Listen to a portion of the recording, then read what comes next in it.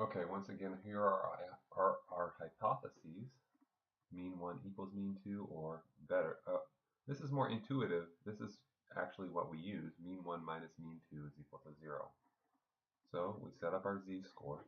And in order to set up our z-score, we're going to have to find the standard deviation. The standard deviation of the populations are not given to us. So we're going to have to use the standard deviations from the samples. And these are 44 seconds and 64 seconds. Those are the two standard deviations. Those are the two S1 and S2. So to find the standard deviation, to estimate the standard deviation of x bar 1 minus x bar 2, standard deviation of this random variable, it's going to be approximately equal to, we're going to make a big thing that looks like this, the square root of s1 squared over n1 plus s2 squared over n2. So real quick, we're just going to find out what that standard deviation is, and that'll help us. We don't have to do that much work in our z-score when we're actually doing our z-score. So let's go like this. Square root of 44 squared divided by, well, she had 34 calls, plus 64 squared, and this person had also 34 calls. So 13.31 is our best estimate for the standard deviation. So we're going to use this for our standard deviation when we're doing the z-score. Now, the top of the z-score is going to be the difference between the observed and the hypothesis. And one more time, the hypothesis is that the differences is going to be 0. The observed were 314 minus 288 seconds. I'm a little bit lazy, I'll do it on my calculator. 314 minus 288 gives us 26. So 26 divided by 13.31, you can see that it's going to be already, I can see it's going to be a little less than 2. So let's try it. 26 divided by 13.31 gives us a z-score of 1.953. Oh, very close to our 1.96. So 1.953 is our z-score or critical value. Now really that's not a z-score because we had to use s. We're going to have to compare this critical value to t.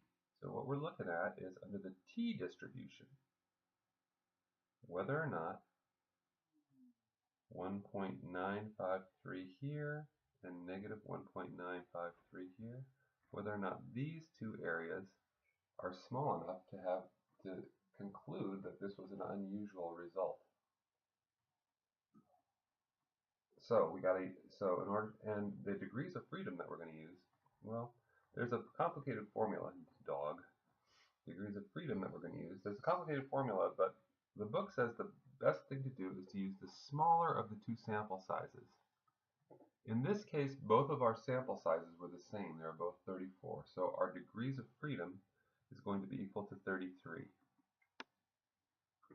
So we're going to look at that on a t-table. I'm going to show you with the t-table because I think some of you guys don't have calculators that can figure or haven't figured out how to use your t-values. So we'll go down here, 34, and then the column that we're going to be looking at is the one where the area in two tails is 5%. We want to do it. If we want to do a 95% confidence interval, we're going to look at this column where the area in two tails is 5%. So that middle column with 34 degrees of freedom is 2.032.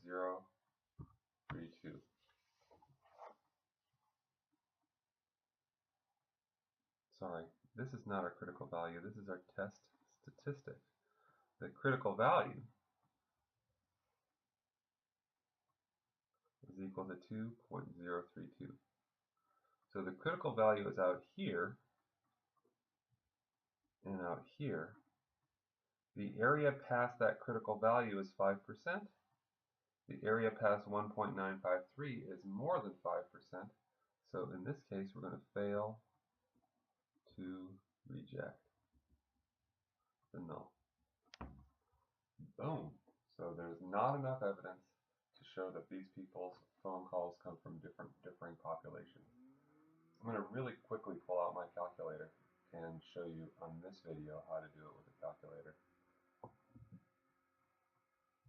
First of all, let me show you how to find that critical value with the calculator. If I hit second distribution, I go to TCDF,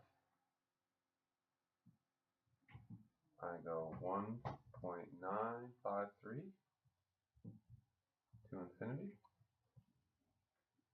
with 34 degrees of freedom. It tells me that it gives me an answer of 0.295. If I double that,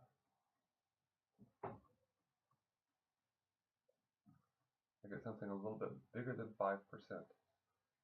Since the probability of being greater than 1.953 is more than half of 5%. In other words, since this thing is bigger than 5%, that's my p-value, and the p-value is greater than alpha, so we fail to reject. Also, real quickly, to do the whole thing on your calculator, if you go stats, tests, we're going to look at a two-sample t-test. We're going to use statistics. The data that we're going to use is 314, 44, and 34. The other one is going to be 288, 64, and 34. Go down here. That was we were running a two-sample test. We will always say that the data is pooled. We'll calculate. We get the t-value of 1.952, very close to our 1.953. Our p is a little bit bigger than 5%. So one more time, we fail to reject the null hypothesis. That's it.